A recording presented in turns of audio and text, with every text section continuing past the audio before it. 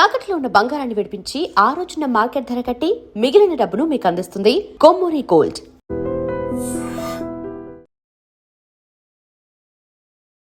Welcome to I dream. నేను ఉదయశ్రీ. నగరంలో Nepali gang రెచ్చిపోతూ ఉన్నారు. ఇంకొక కేసు నమోదైంది. మనము బంజారా హిల్స్లో మాజీ ఐపీఎస్ భార్య తనూజ మర్డర్ కేసుని ఇంకా అది క్లియర్ కాకముందే ఇంకో కేసు మనకి నమోదైందన్నమాట. ఇక్కడ కూడా మళ్ళీ నేపాలీ గ్యాంగే భార్యాభర్తలను కట్టేసి వాళ్ళ ఇంట్లో నగదును దోచుకెళ్లారు.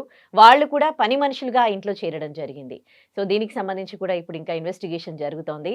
మరి ఇంట్లో పని మనుషులుగా ఇతర ప్రాంతాల నుంచి ఎవరైనా వచ్చిన వాళ్ళని పెట్టుకున్న వాళ్ళు మస్ట్గా ఈ వీడియో వాచ్ చేయండి.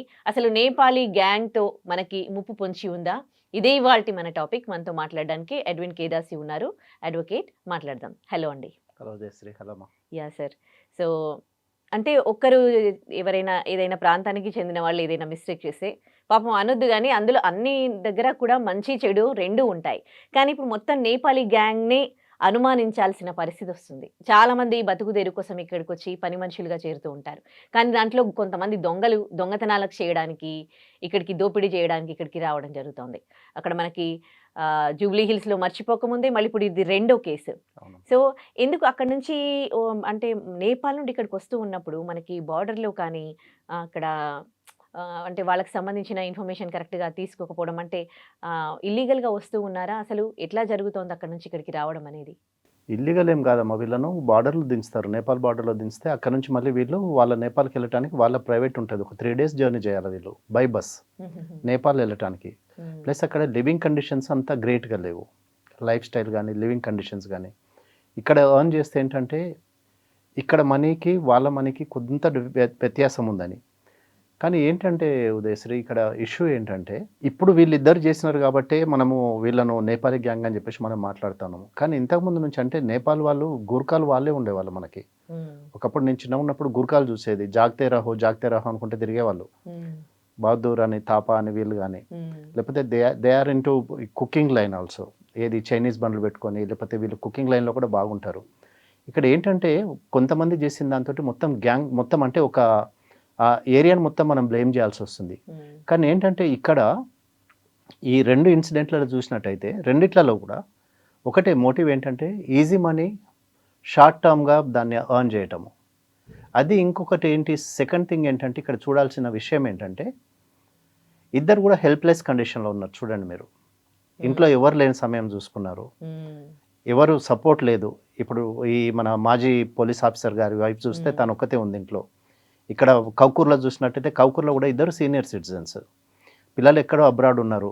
సరే మా తల్లి at the end of the day ఎవరైనా పిల్లలు ఏం చూసేదంటే ఎప్పుడైతే తల్లిదండ్రులు ఒంటరిగా ఉంటున్నారో తల్లిదండ్రులకు హెల్ప్ చేయడానికి మేము ఇక్కడ లేము, ఎట్లా కనీసం అంటే వాళ్ళను కంఫర్టబుల్గా ఉంచాలి, లేకపోతే వాళ్ళకి అన్ని మేము సమకూర్చాలి అనే ఒక ఇంటెన్షన్ తోటి ఎవరైతే ఏంటి అనే ఒక ఇంటెన్షన్ తోటి అపాయింట్ చేస్తున్నాము. That is one thing. Then the second thing ఏంటంటే మన దగ్గర స్కేర్సిటీ ఆఫ్ మ్యాన్ పవర్. మనము వంగి పని చేయము, ఎవరైనా చేస్తే మనకు నచ్చదు. ఫస్ట్ ఆఫ్ ఆల్ మన ఇప్పుడు నేపాల్గా ఇప్పుడు మన దగ్గర అంతా కరెక్టే ఉంటే మనం నేపాల్లో పిలిచి మనం పనికి పెట్టుకోవాల్సిన అవసరం లేదు ఉదయశ్రీ.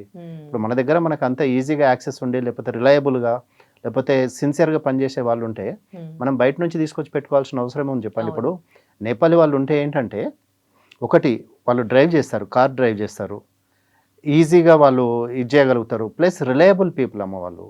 100% నేను వాళ్ళను దొంగలు లేకపోతే లంగలు లేకపోతే ఇది అని అనను. ఎందుకంటే మా ఫ్లాట్స్లో నేను లాస్ట్ 12 years నుంచి నేను చూస్తున్నాను ఉదయశ్రీ. కపుల్స్ ఉన్నారు మా దగ్గర, మొత్తం 4 couples మా దగ్గర పనిచేస్తారు బిల్డింగ్లో. మా బిల్డింగ్లో టోటల్గా వైఫ్స్ ఏమో ఇళ్ళలో పని చేసుకుంటారు, మెన్ ఏమో కార్ క్లీనింగ్ కానీ, సెక్యూరిటీ కానీ, లేకపోతే ఫ్లాట్స్ క్లీనింగ్ కానీ, అదర్ థింగ్స్ వాళ్ళు అటెండ్ అవుతూ ఉంటారు. ఈ రోజు వరకు కూడా వాళ్ళ మీద ఏం కంప్లైంట్ లేదు. మరి ఒకవేళ ఒక పిల్లోడు వెళ్ళిపోతే వేరే వాళ్ళని తీసుకొని వస్తారు. అంటే ఆనెస్టీ అనేది ఉందమ్మా, ఉంది. ఇక్కడ ఏంటంటే మనం టోటల్గా మనం అందరినీ మనం బ్లేమ్ చేయలేము. కానీ ఇక్కడ ఎవరైతే వీళ్ళు ఇప్పుడు ఇద్దరు ఈ క్రిమినల్ యాక్టివిటీలో ఇన్వాల్వ్ అయినారో, లేకపోతే లూటింగ్లో లేకపోతే రాబరీలో ఇన్వాల్వ్ అయినారో, వీళ్ళు ఏంటంటే షార్ట్ కట్ మనీ కోసం చూశారు. అది ఇంకో సెకండ్ థింగ్ ఏంటంటే వీళ్ళు ఎక్కువ రోజులు వాళ్ళతో ఉండలేదు, అక్వైటెన్స్ లేదు వీళ్ళతోటి. ఈ 2 families తోటి చూసినట్టయితే ఎక్కువ 13 days అక్వైంటెన్స్ అనేది ఎక్కువ లేదు. కానీ ఇక్కడ ఏంటంటే వీళ్ళు చేసింది ఏంటంటే షార్ట్ కట్గా ఇన్స్టెంట్ మనీ వస్తుంది. ప్లస్ ఇప్పుడు ఒకటమ్మా, ఇప్పుడు ఎంత దొంగతనం చేసినా ఎన్ని చేసినా కూడా ఏదో ఒక క్లూ ఇచ్చి పెట్టిపోతారు, ఏదో ఒక ప్రూఫ్ ఇచ్చి పెట్టిపోతారు, ఏదో ఒక వీళ్ళు తప్పు చేస్తారు అక్కడ. అంత ఫుల్ ప్రూఫ్గా ఏం చేయరు. ఇప్పుడు కౌకూర్లో మొత్తం సీసీటీవీలు పలగొట్టినారు, లేకపోతే మొత్తం విరగొట్టిపోయినారు అంటున్నారు. ఎంత దూరం పరిగెత్తుతారమ్మా? ఇప్పుడు ఒకటి, వాళ్ళకి ఇక్కడ పర్మనెంట్ రెసిడెన్స్ అనేది ఎవరికీ లేదు. For how long they can run? కానీ ఒకటి అర్థం కాదు, ఇలా నేపాలీ గ్యాంగ్ ఇక్కడ హైదరాబాద్లో ఇలా రెగ్యులర్గా ఇలాంటి దోపిడీలకు పాల్పడుతూ ఉన్నారు. అంటే ఎట్లాంటి ఫోకస్ ఉండొచ్చు వీళ్ళకి ఇలాంటి దోపిడీలు చేసినప్పుడు? దీంట్లో స్ట్రాంగ్ పనిష్మెంట్స్ అనేవి లేవా? లేకపోతే స్ట్రాంగ్ పనిష్మెంట్స్ అనేవి ఎవరికైనా ఉంటాయమ్మా. నేపాలీ గ్యాంగ్కైనా, తెలుగు వాళ్ళకైనా, ఇంగ్లీష్ వాళ్ళకైనా, ఎవరికైనా మన law is same. Law of the land is applicable in all the crimes. A crime తీసుకున్నా కూడా లా ఆఫ్ ద ల్యాండ్ అనేది అప్లై అవుతుంది.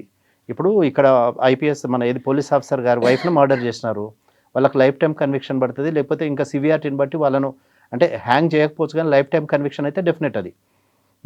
ఇప్పుడు ఫస్ట్ కేసు చూసుకోండి, తనూజ మర్డర్ కేసు, Madam, మాజీ IPS ఐపీఎస్ officer. వైఫ్.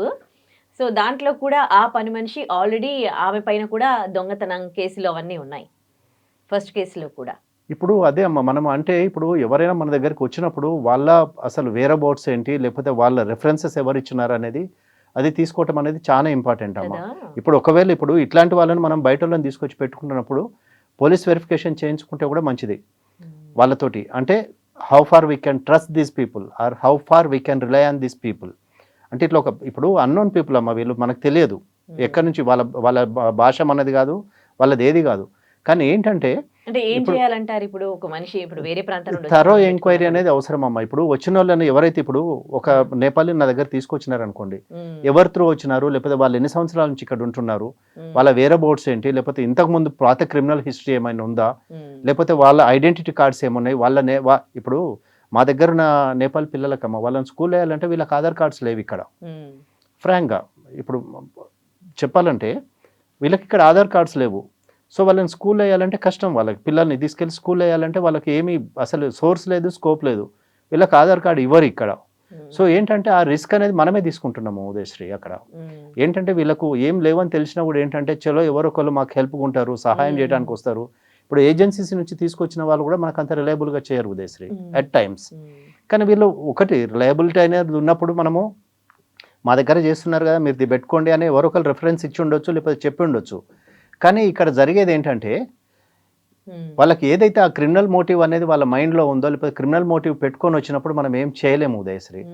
మనము మనిషిని ఒకరిని చూడొచ్చు, మనిషి how what kind of a person he is or how he is అనేది మనము చూడొచ్చు, ఎట్లా పనిచేస్తున్నాడు అనేది చూడొచ్చు. కానీ వాళ్ళ మైండ్లో ఉన్న మోటివ్ అనేది ఎట్లా తెలుస్తామో మనకి. ఇప్పుడు ఇక్కడ ఇద్దరే ఉన్నారని చెప్పేసి వీళ్ళు ఒక్కరు కాదు, ఇద్దరు కాదు, 7గురిని వీళ్ళు గ్యాదర్ చేసుకున్నారు. సో 7గురు మధ్యలో వీళ్ళందరూ కలిసేసి 7గురు ఇన్వాల్వ్ అయినప్పుడు డెఫినెట్గా వాళ్ళు బయటపడతారు ఉదయశ్రీ. ఇప్పుడు మీరు అన్నారు కదా ఎట్లా వీళ్ళని విధి చేస్తామని, వాళ్ళంతా వాళ్ళే బయటపడతారు. 60 తులాస్ ఆఫ్ గోల్డ్ అంటున్నారు, 30 తులాస్ ఆఫ్ వెండి అంటున్నారు కదా. సో ఏంటంటే ఈ షేరింగ్లో వీళ్ళు డెఫినెట్గా బయటపడతారమ్మా. సరే, నాకు ఒక అడ్వకేట్ గా చెప్పండి, ఇప్పుడు క్రైమ్స్ ఏమైనా చేసినప్పుడు, దోపిడీలు చేసినప్పుడు వాళ్ళకి ఒక పనిష్మెంట్ అనేది ఇస్తారు. కానీ పనిష్మెంట్ ఇచ్చినాక వాళ్ళలో చేంజ్ అన్నా రావాలి. ఆ పనిష్మెంట్ ఎందుకు ఇచ్చినట్టు? ఒకవేళ ఎంత పనిష్మెంట్ ఇచ్చినా కానీ రిపీటెడ్ గా మళ్ళీ వాళ్ళే ఇలాంటి క్రైమ్స్, దోపిడీలకు పాల్పడుతున్నారు. ఇంకా అప్పుడు అదే అమ్మ, అంటే పనిష్మెంట్ అనేది సివియర్గా ఉండాలి ఉదయశ్రీ. ఇప్పుడు మనకి ఏంటంటే ఎట్లాంటి వాడికైనా ఇప్పుడు ఏదైనా క్రైమ్ తీసుకోండి, ఒక మర్డర్ కేసు తీసుకోండి, 90 days లోపల పోలీసు వారు ఛార్జ్షీట్ వేయకపోతే మీకు స్టాట్యుటరీ బెయిల్ అనేది వచ్చేస్తుంది మర్డర్ కేసులో. సో ఎనీ కేసులో పోలీస్ వాళ్ళు ఇన్వెస్టిగేషన్ చేస్తూ 90 days ఆఫ్ టైం అయిపోయిన తర్వాత వాళ్ళు ఛార్జ్షీట్ ఫైల్ చేయకపోతే ఎవరైతే కల్ప్రిట్ ఉన్నారో, లేకపోతే ఎవరైతే అక్యూజ్డ్ ఉన్నారో వాళ్ళు బై డిఫాల్ట్ బయటకు వస్తారు.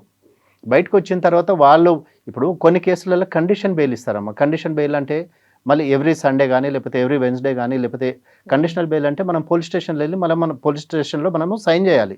It's for 90 days till they file the charge sheet, police file their charge sheet. కానీ ఈ లోపల వీళ్ళు ఏంటంటే జైలుకి వెళ్తేనేమో జైల్లో నేర్చుకుంటున్నారు, బయటకు ఇడ్చి పెడితే బయట నేర్చుకుంటున్నారు.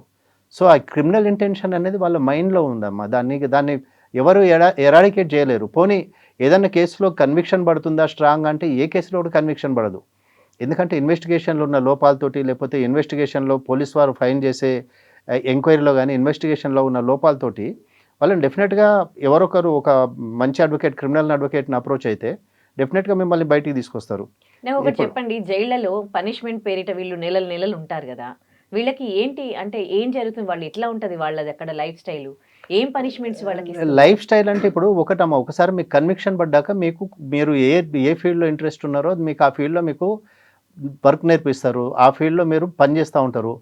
మీరు పోలీస్ స్టేషన్లో జైలుకి వెళ్ళిన తర్వాత మనల్ని ఏమి ఉట్టిగా కూర్చోబెట్టరాం అక్కడ. అండర్ ట్రయల్స్ అయితే వాళ్ళకి ఏముండదు, వాళ్ళు 24 hours వాళ్ళు బ్యారక్లో పడి ఉండాలి. కానీ ఒకసారి వన్స్ దే ఆర్ కన్విక్టెడ్, ఒకసారి కన్విక్షన్ వాళ్ళకి ఇది పడిన తర్వాత, పనిష్మెంట్ వచ్చిన తర్వాత they have to go through certain trainings and they have to work and they can earn for them selves. వాళ్ళ కోసం వాళ్ళు ఎర్న్ చేసుకుంటారు, ఆ అమౌంట్ని వాళ్ళు ఇది చేస్తారు.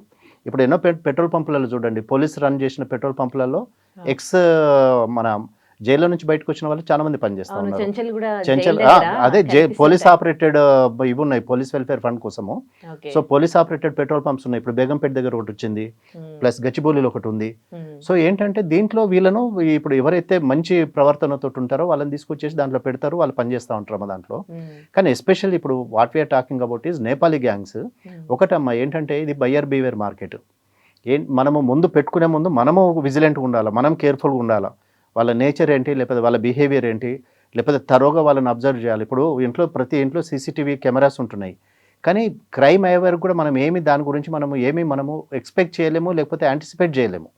ఇది జరుగుతుందని మనం యాంటిసిపేట్ చేయలేము. చేసిన తర్వాతనే అరే అయింది అని మనం ఆలోచించాల్సి వస్తుంది తప్ప ప్రికాషన్స్ అనేవి తీసుకోవడం అనేది అది చాలా తక్కువ ఉంటుంది. ఏంటంటే ఒకటి senior citizens, helpless condition, health issues, plus పిల్లలు దగ్గర ఉండరు, మెంటల్ ఇష్యూస్ ఉంటాయి, చాలా ఉంటాయి. సో ఏంటంటే ఇంటి చుట్టుపక్కల వాళ్ళు కూడా విజిలెంట్గా ఉండాలి. ఇప్పుడు ఈ కౌకూర్లో జరిగిన దాంట్లో ఏంటంటే ఇప్పుడు ఇండిపెండెంట్ హౌసెస్ తీసుకుంటున్నారు, వాటిని మెయింటైన్ చేయాలా, వాటిని క్లీన్ చేయాలా, వాటికి చాలా చేయాల్సి వస్తుంది ఇండిపెండెంట్ హౌసెస్లో, విల్లాస్ కానీ లేకపోతే ఇండిపెండెంట్ హౌస్లో. ఇంకోటి ఏమైందంటే స్టేటస్ సింబల్ కూడా అయిపోయింది ఈరోజు. ఆ ఇంట్లో ఫుల్ టైం మేడ్ ఉందంటే ఒక స్టేటస్ సింబల్ లాగా ఫీల్ అవుతూ ఉంటాం. అంటే we are paying 30,000 or 35,000 and independent హౌస్లో ఉంటున్నాము, మాకు మేడ్ ఉన్నాడు, లేకపోతే ఫుల్ టైం మేడ్ ఉంది మా దగ్గర, ఇట్లా మేము ఏమైనా కూడా మమ్మల్ని అటెండ్ చేసే వాళ్ళు ఉన్నారని. కానీ అదేంటంటే అదే వీళ్ళకి పనిష్మెంట్ అవుతా ఉందమ్మా. ఇప్పుడు 2 కేసులలో చూడండి, రెండిట్లో కూడా అదే జరిగింది కదా. ఇక్కడేమో మన ఈ పోలీస్ ఆఫీసర్ గారి భార్య తను ఒంటరిగా ఉంది, అడ్వాంటేజ్ తీసుకున్నారు. అక్కడ ఇద్దరు వైఫ్ అండ్ హస్బెండ్ ఏం చేయలేరు, తిని జనరల్గా పడుకుంటారు, లేకపోతే మెడిసిన్ వేసుకుంటే మెడిసిన్ ఎఫెక్ట్ ఉండొచ్చు, పడుకొని ఉండొచ్చు. సో రెండిట్లలో కూడా ఏంటంటే సిచ్యుయేషన్ వాళ్ళకి అడ్వాంటేజ్ తీసుకునే ఛాన్స్ ఇచ్చిందమ్మా in both the conditions. So ఏంటంటే మనము ఎంత విజిలెంట్గా ఉన్నా ఏం చేసినా కూడా కనీసం అంటే చుట్టుపక్కల వాళ్ళకి చెప్పటం కానీ, లేకపోతే లోకల్ అంటే చుట్టుపక్కల వాళ్ళకి మనము ఇన్ఫార్మ్ చేయాలి, ఫలానా వాళ్ళని పెట్టుకున్నాము, లేకపోతే వాళ్ళ ఫోన్ నెంబర్ ఇది. అంటే ఇప్పుడు మనకు వచ్చిన న్యూక్లియర్ లైఫ్లో ఇప్పుడు ఏంటంటే ఇంటి పక్కన ఎవరున్నారో తెలియదు, ఇంటి ముందు ఎవరున్నారో తెలియదు. ఇప్పుడు మా దగ్గరేమా నేను 70 flats కాగా మాది కమ్యూనిటీ, నాకు పై ఫ్లోర్లో ఎవరున్నారో తెలియదు, కింద ఫ్లోర్లో ఎవరున్నారో తెలియదు. పైనుంచి వస్తే కిందికి లిఫ్ట్ ఎక్కుతాము, బయటకు వచ్చేస్తాము. మొన్న ఏదో మా మీటింగ్ జరిగితే చూస్తే చాలా మంది కొత్త వాళ్ళు ఉన్నారు, నేనే కొత్తలాగా అనిపిస్తా ఉన్న దాంట్లో. అంటే ఏంటంటే మన కమ్యూనికేషన్ తక్కువైపోయింది, అవతలతో షేర్ చేసుకునేది తక్కువైపోయింది. అట్లాంటప్పుడు ఎట్లుంటుందమ్మా, ఇప్పుడు న్యూక్లియర్గా అయినప్పుడు మనం ఒంటరి బ్రతుకుతా ఉన్నాం అందరము. బ్రతికినప్పుడు ఇట్లాంటివి జరుగుతూ ఉంటాయి. దాన్ని మనము ఏంటంటే prevention is better than cure అంటారు కదా ఉదయశ్రీ. సో అట్లా ఏంటంటే మనము సేఫ్టీ ప్రికాషన్స్ మనం తీసుకోవాల్సిందే. చుట్టుపక్కల కెమెరాలు పెట్టుకోవటము, లేకపోతే వాళ్ళ వేర్ అబౌట్స్, వాళ్ళ మూవ్మెంట్స్ ఏంటనేది పిల్లలు కూడా ప్రతి ఒక్కసారి అబ్జర్వ్ చేస్తూ ఉండాలి. సీసీటీవీలు వచ్చినాయి కాబట్టి వాళ్ళ కంచి అబ్జర్వ్ చేసేసి ఇమీడియట్గా పోలీస్కి ఇన్ఫామ్ చేయటమా, లేకపోతే నైబర్స్కి ఇన్ఫామ్ చేయటమా, లేకపోతే నియరెస్ట్ రిలేటివ్స్ని కాంటాక్ట్ చేయడం అనేది చేయాలి. ప్లస్ ఇట్లా ఈ సోషల్ గ్యాదరింగ్స్కి వచ్చినప్పుడే ఇంకా కేర్ఫుల్గా ఉండాలి మనము. అంతే తప్ప మనం జరిగిన తర్వాత మనం బాధపడటం అనేది వేస్ట్ అమ్మా, దాంట్లో ఏమీ లాభం లేదు. జరగాల్సిన డ్యామేజ్ జరిగిపోతుంది. ఒకవేళ ఇప్పుడు ఆల్రెడీ పోలీస్ ఆఫీసర్ గారి వైఫ్ని చంపేశారు, చంపలేదు, కట్టేసి వెళ్ళినారు. కానీ జరగాల్సిన డ్యామేజ్ అయితే జరిగిపోయింది కదమ్మా. సో ఏంటంటే బయ్యర్ బీవేర్ మార్కెట్ కాబట్టి మనమే విజిలెంట్గా ఉండాలా, మనం కేర్ఫుల్గా ఉండాలా. ప్లస్ ఇంకోటి ఏంటంటే వైల్ టేకింగ్ మనము ఎవరికన్నా ఇన్ఫార్మ్ చేసి పెడితే బెటర్. మనం ఇట్లాంటి వాళ్ళని తీసుకునే ముందు ఇప్పుడు అదర్ ప్లేస్ నుంచి, అదర్ స్టేట్ నుంచి వచ్చినప్పుడు మనం ఏంటంటే మనం కేర్ఫుల్గా ఉండాలి. అంతే తప్ప మనం జరిగిన తర్వాత మనం బాధపడి లాభం లేదమ్మా, విచారపడటం తప్ప ఇంకేం లేదు. అంటే జరగాల్సిన డ్యామేజ్ జరిగిపోతూనే ఉంది.